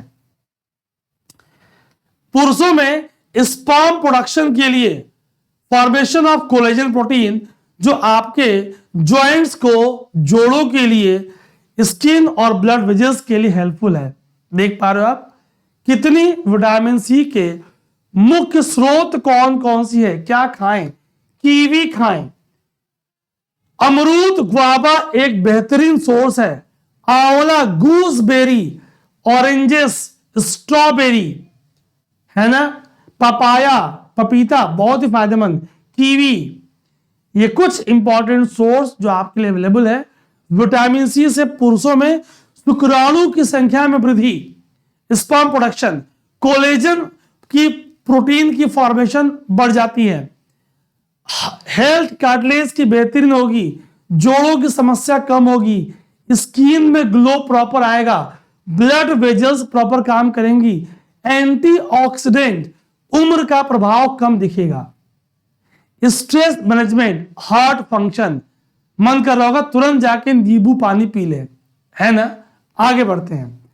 कौन कौन से विटामिन फैट सॉल्युबल, कौन कौन सी वाटर सॉल्युबल, कौन से विटामिन की सिंथेसिस बॉडी में होगी, कौन से विटामिन सनशाइन विटामिन है, कौन से विटामिन ब्यूटी विटामिन है। कई बार आप ऐड देखते हो, मेरे साबुन से नहाओ और खूबसूरत हो जाओ। मेरा साबुन है विटामिन ई युक्त, विटामिन ई युक्त, विटामिन ई क्या है? Beauty vitamin. धूप में खड़े होंगे, विटामिन डी, सनशाइन विटामिन। दो विटामिन की होती है बॉडी में सिंथेसिस, डी और के, डी के। ठीक, ADEK fat soluble, A D E और के, एडेक। बी और सी वाटर सॉल्युबल। ठीक, विटामिन सी ज्यादा लेंगे, विटामिन बी ज्यादा लेंगे तो यूरिन से, पेशाब के थ्रू शरीर से बाहर। ADEK vitamin A, vitamin D, vitamin E, vitamin K fat soluble. D और के की बॉडी में होगी सिंथेसिस। धूप में आपके स्किन में स्किन के कोलेस्ट्रॉल के हेल्प से विटामिन डी की होती है सिंथेसिस। आपकी लंबी बड़ी आंत में लार्ज इंटेस्टाइन में विटामिन के की होती है सिंथेसिस। विटामिन ई को बोलेंगे खूबसूरत विटामिन, ब्यूटी विटामिन। ये एक्सपेक्टेड है, याद रखेंगे आप। Which vitamin is found in citrus fruit and essential in keeping skin healthy. अगर ये खट्टे फल वाली बात नहीं होती तो कंफ्यूजन होता। गाइस जल्दी से कमेंट में आंसर लिख के बताएंगे, क्योंकि मैंने आपको खूब अच्छे से समझा दिया है, कहीं कोई कंफ्यूजन नहीं है। सिट्रस, लेमन, ऑरेंज, किसकी बात हो रही है? विटामिन सी की बात हो रही है। जल्दी से कमेंट लिखेंगे, कैसे लिखेंगे आप? 15 का आंसर लिखोगे आप, डैश वाला। विटामिन सी को अभी हमने कौन सी नाम लिया? ए हमने कहा सिट्रिक एसिड, 2 विकल्प दूंगा, या हमने कहा एस्कॉर्बिक एसिड। सिट्रिक कहा या एस्कॉर्बिक कहा? क्या कहा हमने? अभी याद किया हमने इसे एस्कॉर्बिक एसिड कहा। विटामिन सी जूसी फ्रूट्स, आंवला, lemon, oranges, guava required for making skin healthy. Chemical name is ascorbic acid. ये आपको gooseberry, Indian gooseberry amla richest source of vitamin C. आंवले का सेवन करें, फायदेमंद है ना? समराइज करेंगे। Vitamin C plays important role a stress management, water soluble, formation of collagen protein, antioxidant, heart function को सपोर्ट, blood vessels को support, cartilage, maintains joints, cartilage, so on। सारे की पॉइंट्स एक साथ विटामिन सी के आ गए। ठीक, रिवाइज करा दिया। चलिए, vitamin which is effective in blood clotting, खून का थक्का कौन सी विटामिन जमाएगा? ठीक, खून का थक्का जमाएगा। रक्त के स्राव को, हेमरेज को रोक देगा, एंटी हेमरेजिक। इतना हिंट दिया आपको guys, hurry up. A B D की के, ए बी डी के, तो राइट आंसर इज विटामिन के। देखिए आप, विटामिन के को बोलते हो आप रिस्पॉन्सिबल फॉर ब्लड क्लॉटिंग और कोआगुलेशन। कई बार आप खेल रहे हो, दौड़ रहे हो, भाग रहे हो, गिर रहे हो, घुटना छिल गया, चोट लग गया, खून बह रहा है। बचपन की बात हो रही है, याद करिए। अब आप भूल गए हो, खेलने लगे हो, आप घर लौटे थे, आप याद आ रहा है चोट लगी थी, देखा आपने तो घुटना पर जो चोट लगा था, छिला था, कुछ सूख सूख के लाल लाल काला काला हो रहा है। विटामिन के ने खून का जमाव कर दिया, हेमरेज को रोक दिया, एंटी हेमरेजिक। ये देखिए आप, without vitamin K blood coagulation is seriously impaired, uncontrol bleeding होगी, इसलिए आप इसे एंटी हेमरेजिक विटामिन बोलते हो। स्रोत क्या क्या है? टमाटर, पंपकिन, मटर, एवोकाडो, ब्रोकली, पालक, स्पाइनेच, मछली, कॉलीफ्लावर, फूल गोभी। ये कुछ स्रोत है जो आपका फूड हैबिट है, वो आप खा लीजिए। अभी मैंने पीछे बताया था एक्सपेक्टेड क्वेश्चन में कि 2 विटामिन की आपके बॉडी में सिंथेसिस होती है, विटामिन डी और विटामिन के। विटामिन के कोलोन में longest part of large intestine, बड़ी आंत के भाग में, कोलोन में COLON, कोलोन क्या है? Longest part of large intestine, बड़ी आंत का। कोलोन में एक बैक्टीरिया है, इस्चर्सिया कोलाई, शॉर्ट में ई कोलाई, वो हेल्प करती है इन फॉर्मेशन ऑफ विटामिन के। तो सारी बैक्टीरिया नुकसानदायक नहीं है, सम बैक्टीरियाज आर गुड बैक्टीरिया। ठीक, बता दिया आपको। विटामिन के की सिंथेसिस कहां पे होगी? 1, अभी समझा हमने। कौन सी बैक्टीरिया हेल्प करेगी? 2, अभी हमने समझा। कौन कौन से विटामिन की बॉडी में सिंथेसिस होगी? 3। कौन कौन सी फैट सॉल्युबल, जल्दी से बताएंगे, कौन कौन सी वाटर सॉल्युबल? ठीक, कमेंट में लिख के बताएंगे। कैसे लिखेंगे? 16 एक्सपेक्टेड क्वेश्चन, ऐसे करके लिख देंगे आप, 16 एक्सपेक्टेड क्वेश्चन। ठीक, चलिए। Which of the following vitamin is used as antidote to ठीक है, एंटीकोआगुलेंट पॉइजन? तुरंत तो बताया, 17वां का तुरंत बताएंगे आप आंसर। जाहिर सी बात है, विटामिन के, जहां कोगुलेशन की बात हो रही है, vitamin K is use as an antidote of anticoagulant poison. इसी को एंटी हेमरेजिक, रक्त स्राव के खिलाफ एंटी हेमरेजिक फैक्टर के रूप में आप इसे बोल रहे हो। अगर किसी पर्सन के बॉडी में विटामिन के की कमी है तो उसके ऑपरेशन के दौरान एक्सेसिव ब्लीडिंग का खतरा है, एक्स्ट्रा प्रिकॉशन लेने की जरूरत है। विटामिन के उसे दिया जाएगा, है ना? चलिए, बहुत ही इंपॉर्टेंट था।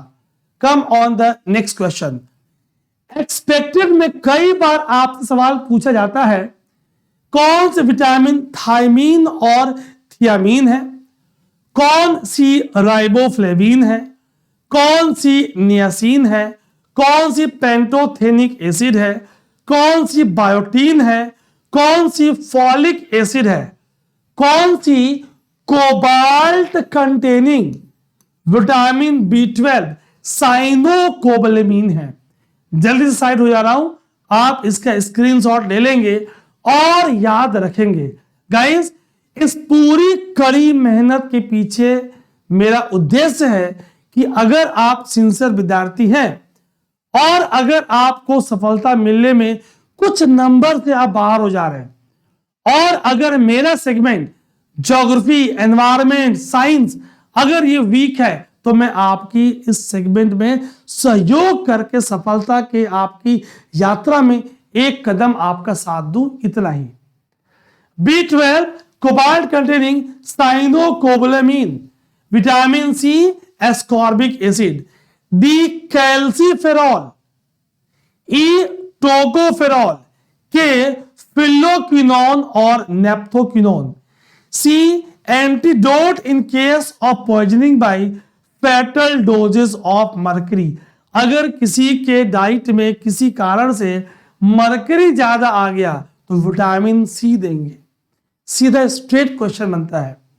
कौन से विटामिन नेप्थोक्विनोन या फिलोक्विनोन है? विटामिन के। सीधा क्वेश्चन बनता है।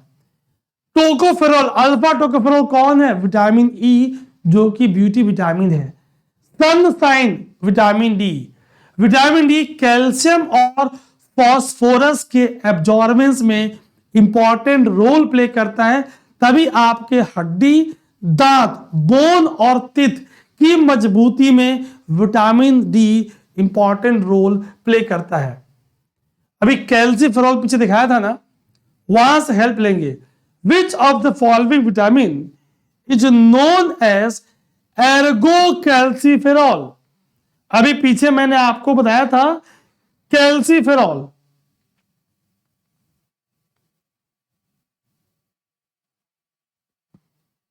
तो एर्गो कैल्सीफेरॉल कौन सा है?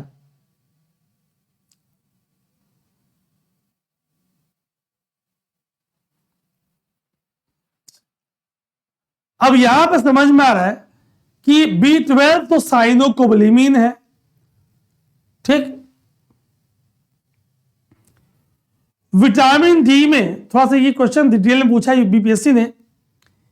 D2 को बोलते हैं एर्गो कैल्सीफेरॉल, D3 को बोलते हैं कोलियो कैल्सीफेरॉल, ठीक। B6 अभी पीछे किया था हमने,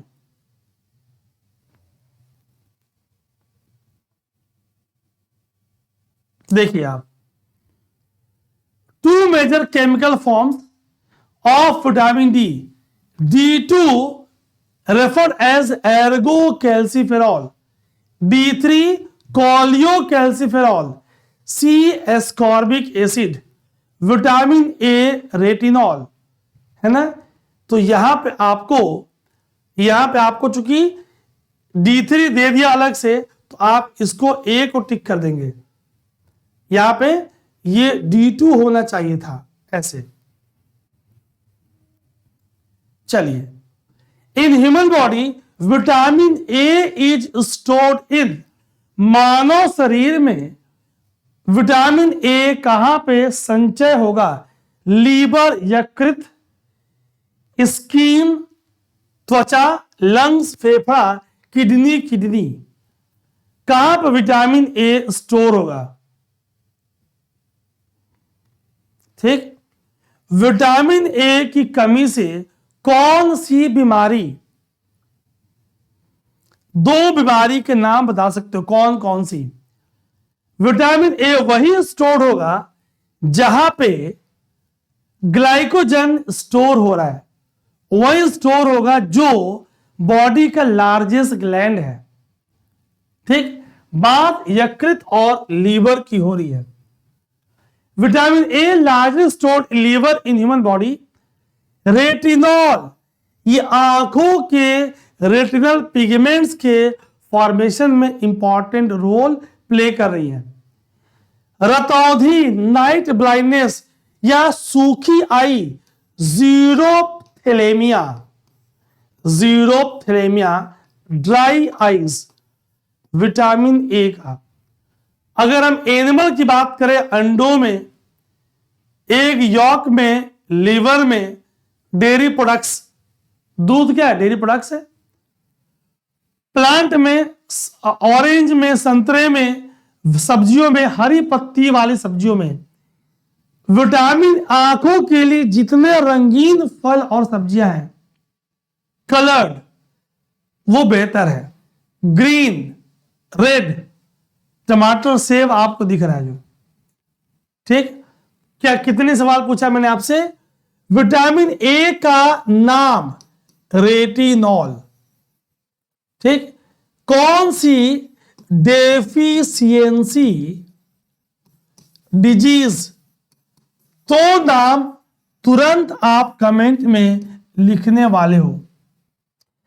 सोर्सेस, स्रोत क्या है? सोर्सेस प्लांट ओरिजिन के, अभी मैंने बताया। सोर्सेस एनिमल ओरिजिन के, एनिमल प्रोडक्ट अभी मैंने आपको बताया। Plant products, plant source. ठीक, क्या करेंगे?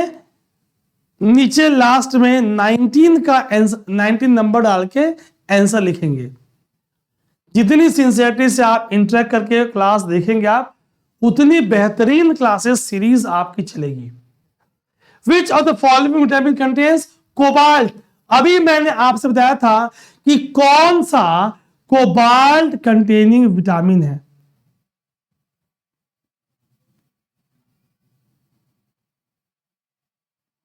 जल्दी फटाफट। गाइस, विटामिन B12 को बोलते हैं साइनोकोबैलामीन। अभी मैंने पीछे आज ही आपको बताया कि B1 को क्या बोलोगे, B2 को क्या बोलोगे, B6 को क्या बोलोगे।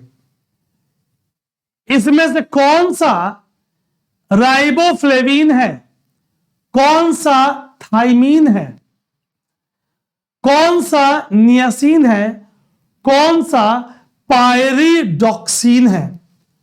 अगर आपको याद न आए तो सेशन खत्म होने के बाद पीछे जाएंगे, तो मैंने आज ही कराया था।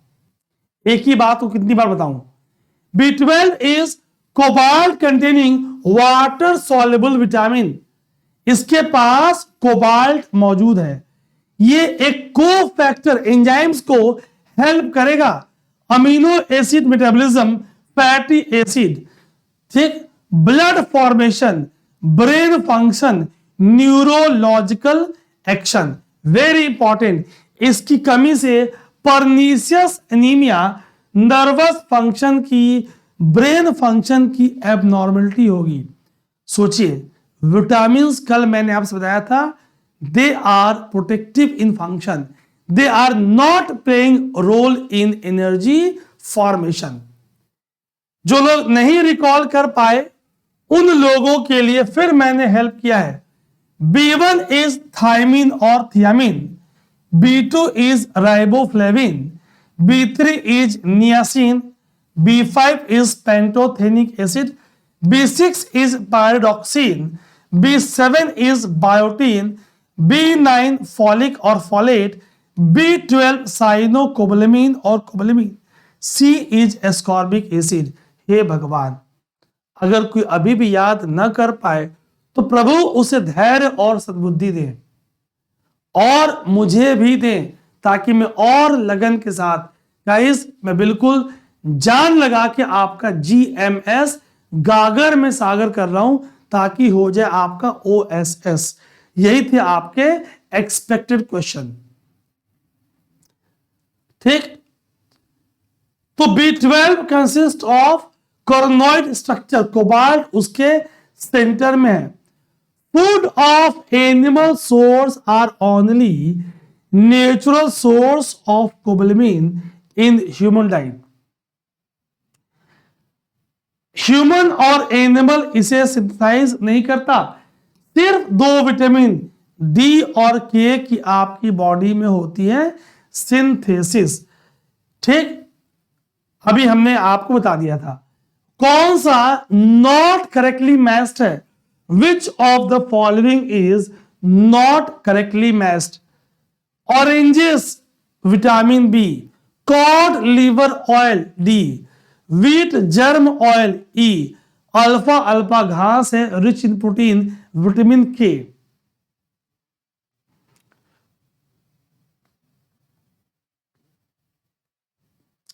गाइस अल्फा अल्फा विटामिन के सही है, wheat germ oil vitamin E सही है, सनलाइट और कॉड लिवर ऑयल सही है, ऑरेंजेस भी सही है। पूछा है नॉट, तो सारे सही है, नन ऑफ द एबव। ये देखिए आप, sunlight and cod liver oil are rich source of vitamin D, wheat germ oil vitamin E, अल्फा अल्फा vitamin K, oranges rich in vitamin C, लेकिन ऑरेंजेस के पास कुछ मात्रा में विटामिन बी है, rich in vitamin C. Citrus फल, ऑरेंजेस, इनके पास क्या प्रेजेंट है? लेमन, इनके पास क्या प्रेजेंट है? इनके पास कुछ विटामिन बी के कंपोनेंट B1 B2 भी प्रेजेंट है ना। तो इस सवाल को बीपीएससी अब अगर थोड़ा डिटेल में जाए तो इसका आंसर ई निकल के आएगा। मैंने आपको डिटेल में दे दिया, ये देखिए आप। ठीक, expected B1 B2 B3 B5 B6 B12 के दाम, कौन सी सिंथेसिस हो रही है, कौन सी फैट सॉल्युबल, कौन सी water soluble, which vitamin, deficiency of which vitamin causes beriberi, night blindness, rickets, xerophthalmia, pernicious anaemia, सब आज ही बताया। देखिए आप, which of the following is not matched, देखिए आप,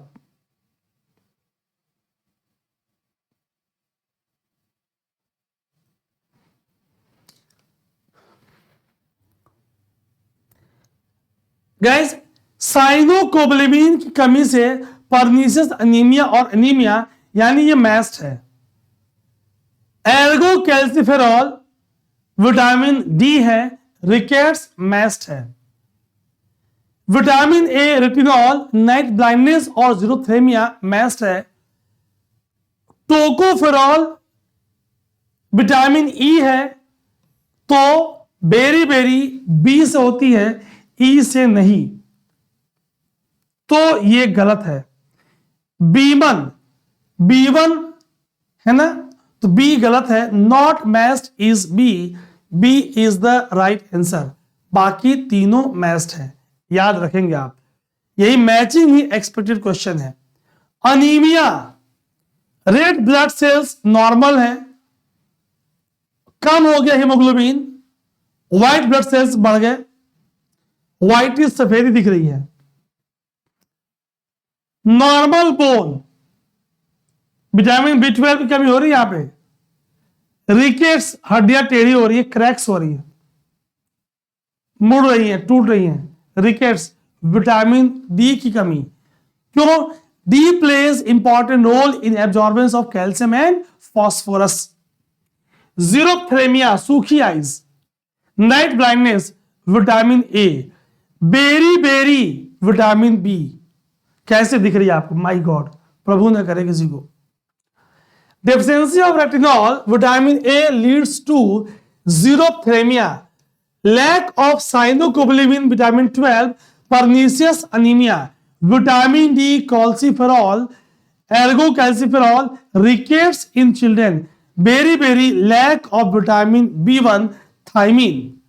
not due to tocopherol, vitamin E, उसके कारण नहीं। विटामिन 12 की कमी से और क्या क्या हो रहा है? Dietary lack of vitamin, chronic alcoholics. अच्छा, गैस्ट्रो, क्या कॉजेस क्या है? खूब जो दारू पी रहा है, एल्कोहल ले रहा है, उसमें कमी हो रही है। ठीक। अल्सर हो गया पेट में, peptic ulcer, gastro condition. Questions क्या क्या है? वही डिजीज वाले, मैच वाले यहां से बनेंगे। बेरी बेरी, आप जल्दी से लिखना। बेरी बेरी किसकी कमी से? Night blindness. यार याद ही करा दिया, बिल्कुल कहा था 90% याद कराऊंगा। Night blindness. रिकेट्स, जल्दी लिखो कमेंट में फटाफट। रिकेट्स किसकी कमी से? Pernicious anaemia. Pernicious anaemia, pernicious anaemia किसकी कमी से? जल्दी से आप कमेंट में लिखकर बताएं, fast. Legumes are highly nutritious. दलहन वाले के पास क्या प्रेजेंट है? लेग्यूम्स, दाल में, सोयाबीन में, पल्स में। आप जानते हो सोयाबीन के पास, दाल के पास प्रोटीन कंटेंट ज्यादा है। They are rich in protein. ठीक। लेग्यूम्स, दलहनों के पास क्या है? प्रोटीन ज्यादा है। क्लियर है?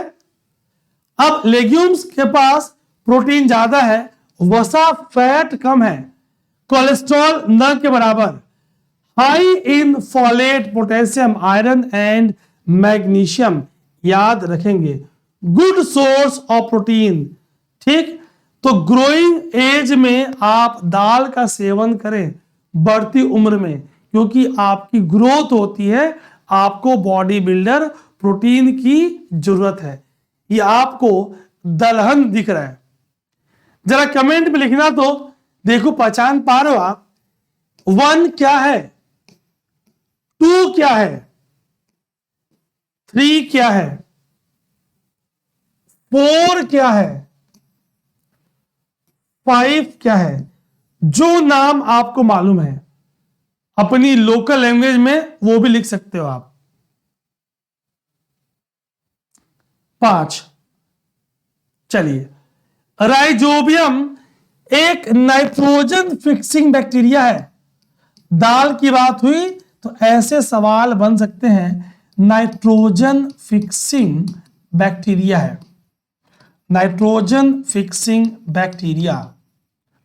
ठीक। सोयाबीन के पास प्रोटीन है, लेकिन मैक्सिमम मिल्क प्रोटीन कौन सी? दूध का सफेदी। Whiteness is because of casein protein.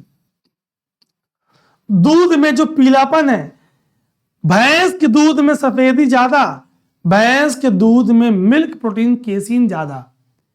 गाय के दूध में पीलापन ज्यादा, गाय के दूध में विटामिन B2 राइबोफ्लेविन ज्यादा। पीलापन ज्यादा होगी मतलब विटामिन बी टू ज्यादा है। ठीक, चलिए याद रखेंगे आप। देखना गाइस, खूब क्वेश्चन आपको अलग अलग एग्जाम से मिलेंगे।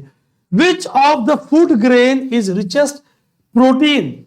अब यहां चारों में सोयाबीन के पास लगभग 55% के आसपास मैक्सिमम प्रोटीन, लेकिन अगर ओवरऑल सब देखें, अब एक्सपेक्टेड क्वेश्चन पे जाना, ओवर ये देखो आप, ग्राम, चना, मटर, गेहूं, सोयाबीन, पीछे मैंने आप सवाल पूछा था, कुछ आंसर मैंने आपको यहां दे दिया, लिख दिया। Soybean richest source of protein, 40 से 50-55% तक फाइन क्वालिटी में इनके पास प्रेजेंट है। Milk is produced by soybean, soya milk है ना। आगे देखिए आप, पूरे ग्लोब पे, पृथ्वी पे एक शैवाल है स्पाइरुलिना, और दूसरा शैवाल एल्गी क्लोरेला। ये दोनों क्या है, दे आर ग्रीन एल्गी, हरे शैवाल, और इस ग्रीन एल्गी के पास मैक्सिमम, सब चीज से ज्यादा मैक्सिमम प्रोटीन है। कितना? 90%। 90% प्रोटीन, इतना तो कहीं नहीं है। इसीलिए इन दोनों को इस्तेमाल करते हैं अंतरिक्ष के भोजन की तरह, used as space food. Why? Because of maximum protein content. कौन? स्पाइरुलिना, क्लोरेला क्या है? ग्रीन एल्गी, हरे शैवाल, जैसे काई नहीं होती है वैसी, ये खाने वाला है, एडिबल है। बॉडी बिल्डर्स जानते हैं इनके नाम के पाउडर भी आता है, जो लोग जिम वगैरह जाते हैं, क्योंकि प्रोटीन ज्यादा है तो बॉडी बिल्ड करने के लिए, मसल्स बिल्डिंग करने के लिए। ठीक, विच of the following is mostly carbohydrate, mostly carbohydrate. अब यहां पे आपके पास एक से ज्यादा ऐसे ऑप्शंस हैं जहां पे कार्बोहाइड्रेट है, और आपको राइट आंसर यहां पे देना है। आइए देखें, व्हीट, बार्ली, मेज, राइस आपको कैसी दिख रही है। हमें से कुछ लोग ऐसे हैं जिन लोगों का खेतों से वास्ता नहीं है। राइस, मेज, बार्ली, व्हीट। बार्ली पहचान पा रहे हो? हिंदी में क्या बोलोगे? जौ। ठीक, इन चारों में, चारों के पास कार्बोहाइड्रेट है, लेकिन चारों में मैक्सिमम, आप कैसे समझोगे आप? जिन लोगों को, कॉमन सेंस लगाओ, जिन लोगों को डायबिटीज है, शुगर की समस्या है, ब्लड ग्लूकोज बढ़ जाता है, डॉक्टर ने क्या खाने से मना किया? बार्ली, जौ, बोलेगा जौ की रोटी खाओ। ठीक, व्हीट बोलेगा खाओ, चोकर समेत खाओ।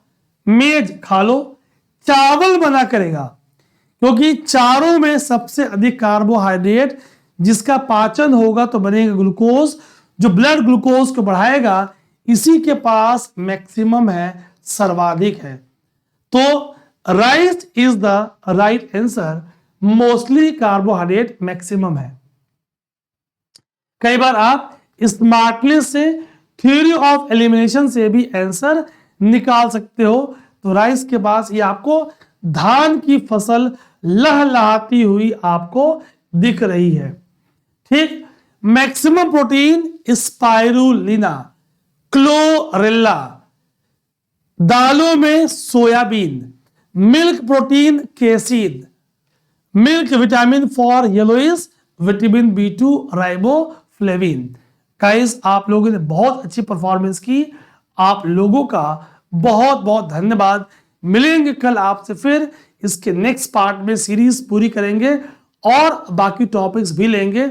अपना खूब ख्याल रखें और stay healthy, think positive, be positive, give your maximum time to study. आपको सुनहरा मौका मिला है। ठीक, एक अंग्रेजी में कहावत है, a stitch in time saves nine.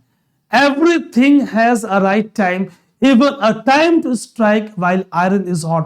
Hindi में बोलते हैं, लोहा गर्म है, मार दो हथौड़ा। ठीक, even a right time to strike because iron is hot. Guys, ये आपके जीवन का जो समय है, it is very important for you. Work hard, be positive, think positive, result के बगैर सोचे बगैर अपने कर्मों पर ध्यान देंगे। जय हिंद, जय भारत।